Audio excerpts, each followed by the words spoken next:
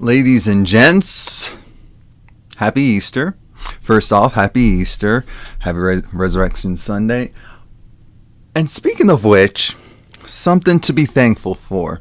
I finally watched the Beyoncé Homecoming Netflix documentary concert series. I waited because I kept telling everyone I want to watch this through and through. I do not want to pause it. I do not want to stop it. I don't want to start on one console and end on the next. And finally, I was able to watch it yesterday evening. Of course, I wasn't disappointed. I already listened to the Homecoming album. It's already going to debut in the top 10.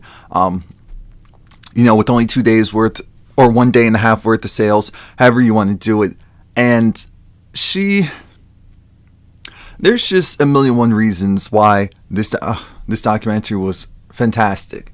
You need to watch it if you haven't. You need to watch it from beginning to end. You cannot skip anything, especially the end, because the end is where you actually see, those images that she kind of flashed during a segment and the documentary, but you see them in regular speed, not in, 1 second. Because, at one point in the documentary, she was trying to give us an idea of what her life looks like now. And so because she's married, she has 3 kids now. 2 of them are toddlers. It's a lot. And she's still, being at the height of her career that she is. Oof. But the respect that I've always had for Beyoncé and the appreciation that I've always had for Beyoncé really is just more so... It's not that it got bigger, it's just that now the rest of the world gets a glimpse of what her fans really already knew. That she practices tirelessly until she does it right. That no matter if it's 100% brand new music or it's music that she remade or sampled, that she doesn't just go and sing over it. She goes and redoes everything. In this documentary, you have to think about it like this. This woman... She couldn't do Coachella because she was pregnant. She was pregnant and she was also having, preeclampsia, toxicity. There was a lot. At one point, she had to do a C-section because the baby's heartbeat stopped, one of the twins, and multiple times. And so she had to get cut open. Now, mind you, she's already planned to do Coachella after giving in 2018, and that became harder due to the fact that she couldn't have a vaginal birth. She had to build her body up and also figure out her new normal while also doing, one of the most, I would say the most difficult concert or show of her life, because there were so many moving parts that she wanted to have full control and transparency over. And she talked about how she picked every lighting. Can we talk about the lighting for a second? That's how you light black people. That is how you light black people of all shades. And other people who also aren't black, and you do it the right way. I said, that's how you do it, because it's not easy. It's not easy. As you know, the film industry, lighting industry wasn't necessarily designed to really take into consideration people with darker skin or different skin tones. So that alone took a lot of work. So and then imagine, because again, when you're dealing with people with a lot more melanin or just darker in general, you have to consider what colors you put on. If you put on something that's too light, then the face and the skin may look darker than it actually appears. If you put on stuff that's dark, sometimes the face skin can be washed out as a result, as you're kind of seeing here. So it's just that one in itself is a lot. The audio, she talked about how she wanted to make sure that not only could you hear the instrumentation, Coachella, just so that you guys get a better idea, because I know some of you are like, oh, okay, I don't get it. It's in the desert somewhere. Exactly. There's a lot of sand. There's always technical issues because of it's an outdoor venue, and there's a lot of sand, which gets into everything. Can mess with your voice, can mess with the instruments. So imagine the microphones having to pick up not only there at the concert in that open venue, as well as at home with the live stream and with Netflix, because she was doing everything at the same time. She was working on the sound of the album, she was recording that, she was, for the eventuality of it happening, and as well as the Netflix, or just knowing that it would be distributed, because I know they at one point HBO was a runner, but I think Netflix outbid them. So this was always going to be a visual concert as well. But she was saying for the people who are steppers, because that's the thing, it was very HBCU themed, but it wasn't just HBCU themed. But when you think about that, you're also thinking about the sound that people are making with their hands and with their feet. You have to capture that and make it sync with everything else. And so that within itself, then just calling the theme very black, very American black, but not just American black, African black as well, because Beyoncé in her music has always, whether it's visual representation or audio representation, has always had like African, Caribbean, West Indian, whatnot, theme and sounds in her music. And that's what also irked me when people would say, oh, Beyonce, because she became this big crossover star, that she's not for us, or she's not, about us. Beyonce was always a black woman. In this documentary, Beyonce had to borderline scream it without screaming it, that was always a black woman first, and she always knew the world would want to put her in a certain box, that they would accept her as long as she stayed within that box. If she did anything else outside that box, then it's like, oh, okay, all right, that's cute, but go sing Halo. That's not what she said, but this is what I'm thinking while she's saying it. Or just go and have the straight hair. Go and just do everything in black and white, or have them wash out your skin. Because Beyonce, even though she's light, she's not as light as people think she is. And a lot of that has to do with, again, photographers and lighting and all of that. Beyonce really taking charge of her image. We see her more so like in all areas. The hair, the skin tone, all of that. We're really getting the opportunity to see her the way how she truly wants to be represented, and I'm happy about that. The concert itself, the reason I'm not talking much about it is because I saw it last year. I was not at Coachella, but I did stay up to watch it, and I watched it more than once. I remember it was a Sunday. It was Sunday morning. I stayed up. I watched. I was like, wow. I don't know if I did a review or reaction video or just talked about it for a bit, but I was geeked back then, so I knew with the camera setup that she had that, okay, this is someone who's going to have this for us visually. I just wasn't sure what platform it was, but I think Netflix was the right choice. A lot of visibility. Clearly she wanted a lot of people to see this.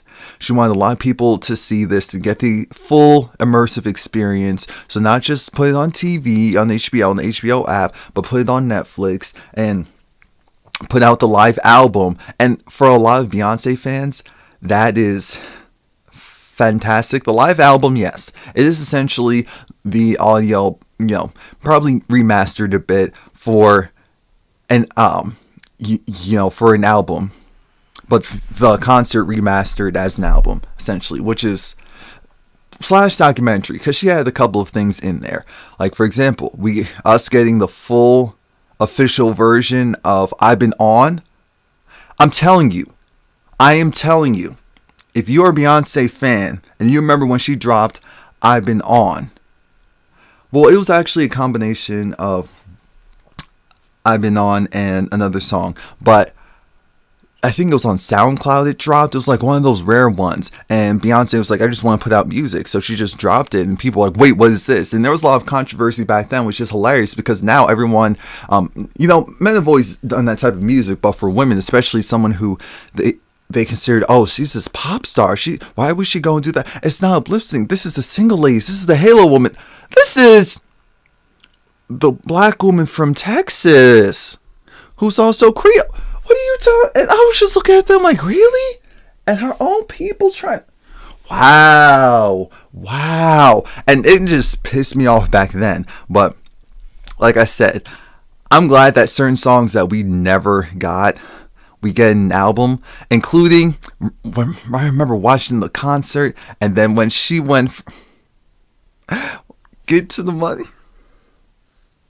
as an official song that I can listen to every day instead of listening to it on YouTube like I've been doing ever since the concert ended. Thank you. I have Tidal, but the whole premise is it's just like a lot of things. The Caribbean Breakdown, Hold Up, Countdown, all of that stuff. Miente. I did notice in the concert how if you watch the original live stream, J Balvin did come out, but his version was a little bit slower in my opinion, because I don't remember seeing him or hearing him. I feel like they kind of cut that out.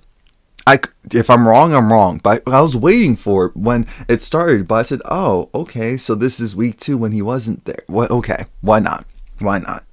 Maybe on the album he was on there. I think on the album he's on there, but in the HBO thing, he wasn't. Can we talk about the transition? See, this is someone who is a perfectionist, because she went from week 1, week 2, week 1, week 2, Saturday night 1, Saturday night 2. And I'm glad because even though we didn't get to see the live stream of week 2, I only people who were trying to show it on Periscope, thank you for all the people who tried to do that. That didn't work out so well, but thank you for trying. We appreciate the effort. We saw the looks and we saw some of the audio, but I love how she transitioned and it felt natural. It didn't feel like, oh, okay, it's just kind of plopped there. But if you blinked, which I don't blink too often, I actually am supposed to take drops because of that. But that's a different story. If you blinked or if you looked away, because I was eating, so I was kind of like this with one eye cocked to the side, like, okay, I can't miss a thing. I was like, dang. Well, no, I didn't miss. Thankfully, I didn't. I keep talking. Okay. I'm just so excited because I've been wanting to see this ever since it went off last year. So I'm just thankful, get to see this, and I get to see this, watch this how many times, however times I want. I get to listen to the full audio. And speaking of the album, because this isn't just about the documentary, this is also about the album. The fact that Beyoncé, if you notice in the concert, because she's slowed things down ever so slightly so that she can really enunciate all of her lyrics, because people don't get it. Beyonce really is country through and through. No matter how much money she has, Beyonce is country. She is black. She has that real southern drawl, so she can really rile off some lyrics like that. And you kind of hear like, wait, what? Huh? And so for the concert, she was like, I took the top off the Maybach. I took the top off the Maybach. I took the top off the Maybach. I said, I took the top off the Maybach. And she did that for everything. I loved that as well. I said, yes, enunciate. And I appreciate runs, but I appreciate it even more. For example, like someone like Beyonce who puts oomph behind her runs. It's not just like, it's like,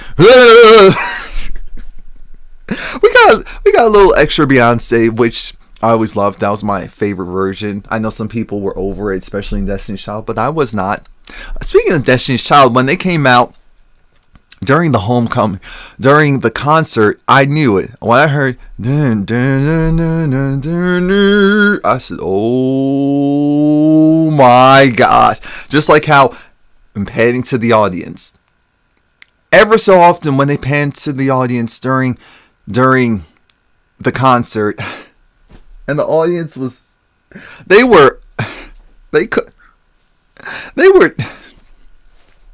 just couldn't. I said that was them. And if you noticed, Beyonce made sure to highlight her people the most.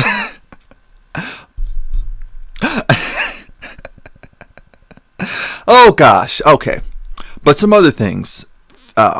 I think I already kind of skated through the fact that Beyonce and the difficult pregnancy and her trying to get back to where she was, but also realizing that's not a reality. She can maybe get back to the size, which she did. She can do a whole bunch of other things, but she's a different person now, and she has to acknowledge that. And things will go more smoothly once she fully does. And she has. She has. But I do feel like she kind of lied to us when she said, oh, she's never going to do something this crazy again because it was too much. It was too much. She had to go on this diet. She had to reduce her calorie intake like she normally does, but it was even more drastic because she was given such a short timeline. But then she had to incorporate all these different types of exercises to get her body back so that she can gain back the stamina that she wants. I said, I was getting tired just listening to her. It's like, oh my God. I'm like, oh, this is too much. And I'm not the one doing it. And like I said, it was great seeing Destiny's Child both weeks. I love the different costume outfits. I'm kind of leaning toward Weekend 2 with the white, the pink and white. No. I like the yellow from Weekend 1, but I like the white from Weekend 2. Yeah, that would have been, yeah. I understand why she has to do it the way she had to do it, but yeah, that would be my favorite. And, hair out, what I called the mane, because that was definitely a mane that she had going. I said, wow, this is really given 2019, but mid 2000s Beyonce. I said, wow. But like I said, I love the HBCU aspect as well as the Nolans music aspect, as well as the just African period dancing aspect, as well as the Caribbean. That I loved all of it. Of course, the Caribbean was my favorite. So let's just call it what it is. Let's just call it what it is. Period. But we have to acknowledge, lift every voice and sing, which I did have to sing in elementary school while I was going to a predominantly black elementary school every day, the Black National Anthem. So her starting out the concert with that, no, I'm sorry, she didn't start the concert with that, but after Formation, which is one of my favorite songs off of Lemonade, to lift every voice and sing, I said, see, the song is deep, and you don't just let it pass by because you just wanted cute little bops. You just wanted a whole bunch of sorries. But anyway, that's not the point of what we're trying to do here. We're about positivity. So when she sang the Black National Anthem, I said, okay, yep. But still acclimated to ha! I said, yep. And the fire and the ha! I said, yep. And I just have to go back to my phone for a bit because so much dang swag. Alright, let's talk about the Bugaboos. The Bugaboos were funny. They were hilarious. Because I said, wow, we're really at Beyonce's sorority. We really are. Men, women, everyone. It's inclusive. Everyone is in the sorority. Okay. But the women dancers, they did the dang thing. I didn't even originally notice I loved because they gave us different angles. So I didn't even notice how everyone was always moving. And a lot of times people weren't doing the same things. Beyonce highlighted that, how with HBCUs and the bands, the Battle of the Bands, all of that, how people weren't expected to just all fall in line and do the same thing. Everyone had their own charisma and their own style, but everyone's timing was the same. So it didn't matter if you weren't doing the same thing. As long as you had the same timing and you were in sync, that's all that mattered. I love that. And it was throughout everything where it wasn't everyone just doing the same thing. And even when Beyonce was out, in the crowd, not, close to the crowd, away from the stage, if you look back, you see everyone in line and sing. It switches from weekend 1 to weekend 2. It was still the same. Now, some of y'all irk me because I really thought Blue Ivy put out a whole song. I really thought Blue Ivy put out a whole song. I know she did, but even though I enjoyed it, I sure did. I'm not going to say Blue Ivy's coming because Blue Ivy can do whatever she wants. She's a child. She can do whatever she wants, and she knows that. The sky's the limit. You're supposed to be teaching all your children that way. It was nice seeing Jay-Z there supporting Beyonce throughout this whole thing, because it was a lot. Like I said, the twins were little. But it was cute seeing them. I said, wow, Romie looks just like Beyonce when she was a baby. It's scary. Beyonce gave birth to herself again. Jay-Z, he looks a little, Sorry, looks a little bit more like Jay-Z, but it's still a good mix. It's a good mix. It was cool seeing Blue Ivy there, and she really was a part of everything. And she was just like, oh, okay, they're doing that. Oh, okay, because Beyonce does it like 100 times, so Blue Ivy's just like, all right, if I don't get it the first time, I'll get something else the second time. I'll get it the third time. I'll get it the 15th time, the 100th time. And it's also positive to have your kids see what you're doing and why, okay, maybe you're not at home. So I like that they do that as well. It was good seeing Kelly, Solange. When Solange was out there doing the Get Me Body, which is actually one of my favorite Beyonce songs just because of the whole breakdown and the dance routine, that was so fun. The crowd was already hyped because of Destiny's Child. So can we talk about how Kelly murked that and Michelle murked the cripple? I said we doing too much now. In the best way. But then Solange comes out and starts dropping it live. The energy was sick. You can't fake that type of energy. You can't fake that type of energy and that type of love when Beyonce was trying to lift up Solange, and then they both fell, but they were so hyped that they were just like playing around. One of the things that she said, like I said, Beyonce said that Destiny's Child was her college, was her school. She didn't go to college, but she traveled, and she definitely would have gone to a HBCU if she went to college, and how it was important for her to, because she had actual people from HBCUs a part of this, and actual bands. So it wasn't just like, oh, she was paying people who could play. No, these are people who are about that life and lifestyle, which is fantastic. And she also gave them a lot of visibility in not only in the concert, but also just like casually in commercial, you see their names, she is really doing right by them. So you're getting paid, you're at the top. The twins, can we talk about the twins being back? The last twin, I said, oh my God, Beyonce's babies are back. But did you hear when they were saying something about how, they want to work with the best and work with the people who are at the top of their game. So of course, it's always fantastic when they can work with someone like Beyonce. I said, I know that's right. Did you hear when Beyonce said, she's not afraid to fail? And when she says that with this performance, she was also saying how, hey, she's not where she needs to be at the time. She's not ready. But she's not afraid of rehearsal, because rehearsal will humble you. And a lot of the people don't want to be humbled by failing through rehearsal. I said, and it shows. It shows so dang much for a lot of people. So I felt her when she said that. I said that needs to be a hashtag. Maya Angelou partially narrating this whole thing. I said this is black on black on black on black. He had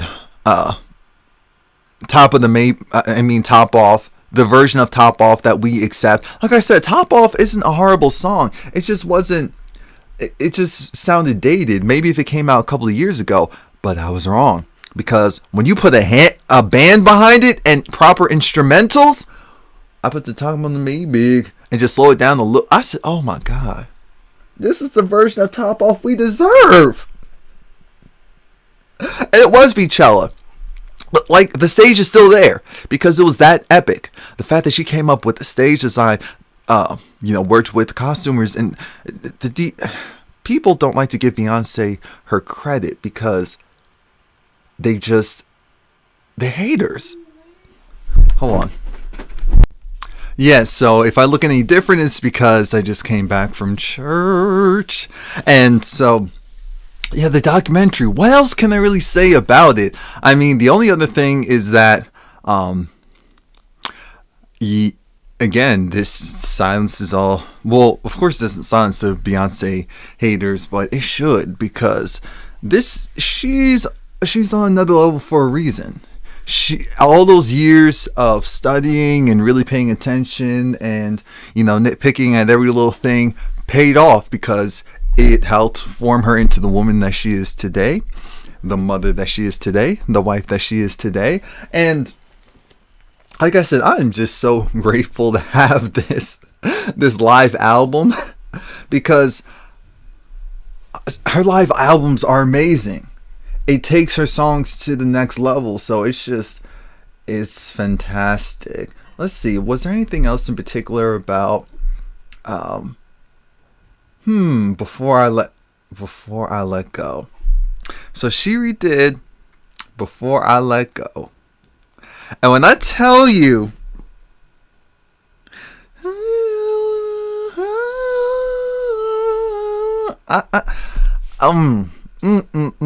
but then I heard something. I said, "What is that?" Dun dun dun dun dun dun dun dun dun dun dun dun dun. I was just waiting for the guitar. I was waiting for that, but that didn't happen. And then I started to sing "Tastes Like Candy."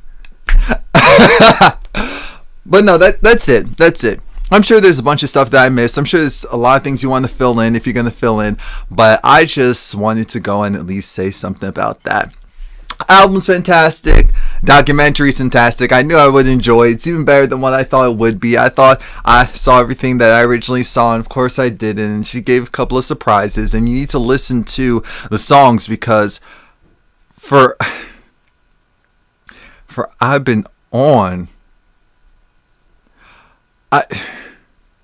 I mean, Beyonce has been talking her ish for the longest, and people just haven't been paying attention. All right, that's it. I'm done. Please like, comment, subscribe. Yeah, I'm done.